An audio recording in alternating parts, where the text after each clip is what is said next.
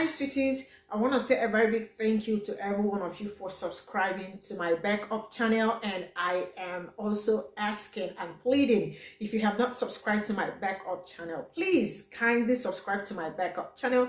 The link to my channel is in the comment section.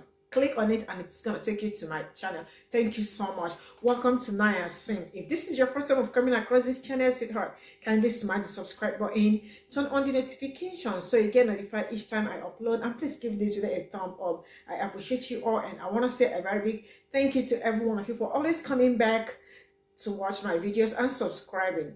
You all are always coming through for me. I am so grateful. So today we'll be checking out something that I just popped on my feed, and I was like, I am definitely bringing it here because a lot of Black people are sticking to it and talking about it.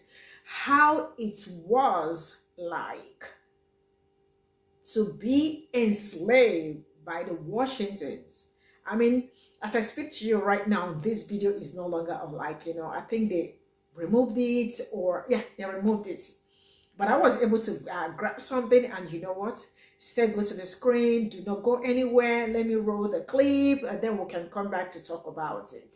All right, straight up. Let me roll the clip. What life was like as an enslaved person under George Washington. Don't scroll away. You're never going to learn this in school. I promise you that. Number 1, enslaved people were given one outfit of clothing every year. Men would get a pair of pants, a long shirt, a pair of shoes, and a wool coat. These clothes were destroyed and ragged and filthy rags by the time winter was over, probably sooner than that. Number 2, children didn't get shoes. I don't know why George thought that kids didn't need shoes when they're working out in the mud and the ice and the fields, but they didn't have shoes. Number 3, families were separated. Some of these farms were up to 3 miles apart. There were several farms on the land, and he divided them up this way by design, because a person who doesn't have his family around isn't going to be as strong emotionally anymore. What am I on? 4, they got Sundays off. During the other 6 days, they worked until it was dark. But a person who has a family on another farm would have to walk up to 3 miles to see his or her family on Sundays. And George was irritated because Joe, who was a real person, would walk 3 miles to see his wife Priscilla and spend Sunday with her and the 6 kids. And then he would have to walk 3 miles home in the dark. And he was tired on Monday. George didn't like that he was tired or that any of them were tired. They had work to do. Number 5, one of George Washington's neighbors said that George was the cruelest slave owner he had ever seen. Number 6, disease would spread like wildfire. If you put 70 people in just a couple of shacks, of course that's going to happen. Children slept on the floor. Parents had a shitty bed to sleep on. There was no, house calls and hospital runs. If you're sick, you're on the floor, miserable. Finally, George was notorious for having bad teeth. You probably know that he had wooden dentures in his old age. I've actually seen his dentures, and I'm not impressed. And it was not uncommon for people back then to sell their teeth. And so George would buy teeth from his enslaved people at 1/3 the going rate. His dentist would go to the shacks, yank out a tooth, give them a small amount of money for it. There was no modern dentistry, no anesthesia. It was gruesome. I don't know how I feel, like how I am feeling right now watching this, but man, you know what? Let's get into the stitches, because a lot of people were stitching to this and also giving their 2 cents and all that. Straight up, let's go into it. What life was like as an enslaved person under George Washington. George Washington was a monster, but that monster had 2 heads. The headline should read, "What it was like to be enslaved by the Washington family." When Martha Dandridge, aka Martha Curtis, aka Martha Washington, married George, she brought 84 enslaved people into the marriage. Now, the thing is, those ancestors came from her first marriage, right? Martha's first husband's will stated that once she passed away, the enslaved people that passed on to her goes back to the estate. So neither George or her can manumit anybody, which leads to another reason families were separated by the Washington family. Now, I don't know if anybody noticed, but when that enslaver George kicked the bucket, in his will, he freed all the people that he enslaved. Now, legally, she couldn't manumit anybody, but looking at her letter to Fanny Washington and knowing that she had the same attitude at the same women of her social status in Virginia, she wasn't going to. Now, if somebody enslaved by her married somebody enslaved by George Washington after his passing, they were separated. And let's not forget that the person that Martha immediately freed was William Lee right here. Now, with George still being a monster, inside his will, he said like they all can't go immediately, only after Martha passes. But a fire and a rumor saying that somebody was going to poison her, then everybody can go. Well, at least 123 that he enslaved, but not all 317 that was on the plantation. Only other thing is we did more than work in the field for the Washington family. I try to tell people that our enslaved ancestors had over 70 forced jobs that we had to perform, like on the Washington farm, for instance. We were bricklayers, we were gardeners, we were cooks, we were seamstress, we were millers, we were bricklayers. Now, if you believe that your family was either enslaved by George Washington or you just don't want to call these people who was enslaved by them slaves, you can get their names right here. If you want to see some of those occupations that we had, you can check out the Slavery Era Insurance Policy Registry. Washington family enslaved. You gotta stop downplaying the two-headed monster. OPS, shout out on the judge. She a real one.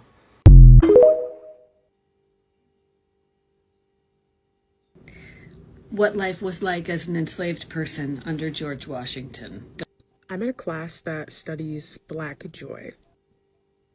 Last week, we were able to read some heavy theory that basically talked about joy as a form of resistance, but also kind of linked the past plantation life to like the life that we live now. So let's talk about clothes first. So all enslaved people, like she said in the video before, were given like one outfit a year. Low quality rags that were straight, like even women who got dresses, there was no cinch waist, no nothing to like elongate their curves.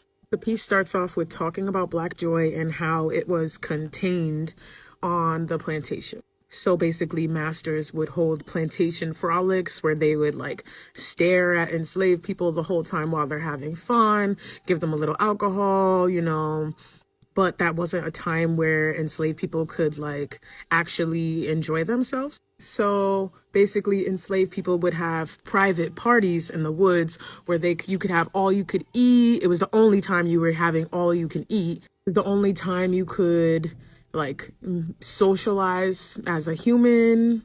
And it was the only time that you could dress like you weren't enslaved. So in the video I stitched, she mentioned something about how George Washington didn't like people going to visit their families because by the time they came back, they would be very tired to work. So in theory, this is enslaved people like stealing back their time. Black women were not allowed to express any type of femininity except for at these private enslaved parties in the woods. So what they would do is basically work 3 shifts, wake up, do some free labor for the master, go home, make sure everybody's fed, all that stuff. And then at night is when they would be creating their outfits, doing their hair, or like basically stealing their time back from the master by creating something for themselves to wear. They were basically like, oh yeah, I'm gonna work all night on something for myself. I'll be tired in the morning for the master's work, but at least I'm gonna look good. I bring this up to, even though enslaved people had it terribly, gruesomely, cruelly bad, it didn't stop them from experiencing joy or doing things that they wanted to do. So in a way, being defiant is how Black people can truly find joy. Never going to learn this in school, I promise you that. Number 1. First of all, I didn't know any of these things, so If you're interested in knowing what life was like as an enslaved person, definitely go back and watch that video. But really, it's interesting to watch that video because it really does speak to one, why they might really want TikTok banned. I've seen a lot of discourse about, TikTok bans and Facebook's involvement, and, maybe there is a risk to national security or our security. And two things or three things could be true at the same time, right? But at the same time, let's look at like how they're trying to get rid of like critical race theory and a lot of other things that they're trying to remove from schools and education systems, and things that they don't want us to know and truths that they don't want revealed, and how TikTok kind of plays a part in those things. And then there's also the truths about how like TikTok really does impact Facebook's bottom line to some extent. So yes, all those things can be true, right? But you know what this made me think of? Like being part of the diaspora, a lot of information was lost through like oral traditions that were not passed down, and how we're so afraid of things like voodoo and like Santeria and like other religions and things that we just don't know and don't understand because we lost them, because they weren't taught, because we were civilized, or because we were, a lot of, the stories were lost through either slavery or things like this that are happening with bans or some kind of just passages of information that were just lost. If we lose the ability to have traditions or places like TikTok that exist that no longer house information like the lady just shared, like an elder like her who has that information that could pass down what an enslaved person's existence was like, or we're not talking to our elders and we're asking them like our family's traditions and values and, certain information like that, in a couple years, we're going to be more lost and relying on them than we are on ourselves, which is kind of what I think is part of the bigger plot. If history really does repeat itself, then slavery is just going to take on a new form, if you really think about it. Outfit of clothing every year. Men would get a pair of pants, a long. Wow. One outfit a year. Kids didn't get to wear shoes. Let that sit in your spirit for a second. I thank the Lord that some days I can wake up and say, I don't feel like doing anything today. If I want to be on TikTok and make a video, I can do that. I can lay in my bed all day if I want to. I can order steak and lobster. I can eat in a restaurant with all people, different races. I can marry outside my race if I want to. My people can actually become president. My people have become president and vice president. My people own businesses. My people are happy. My people don't have to travel miles to see our family. My people can do what we want. And I praise the Lord for that.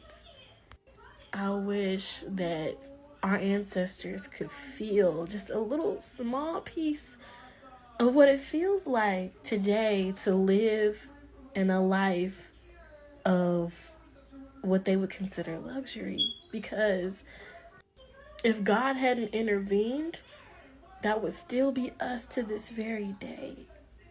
I want you to sit on that for just a minute. We're free to read the Bible. We're free to worship the Lord and spread the gospel on TikTok. We can get an education. I don't have to deal with a racist mistreating me. God is just so good.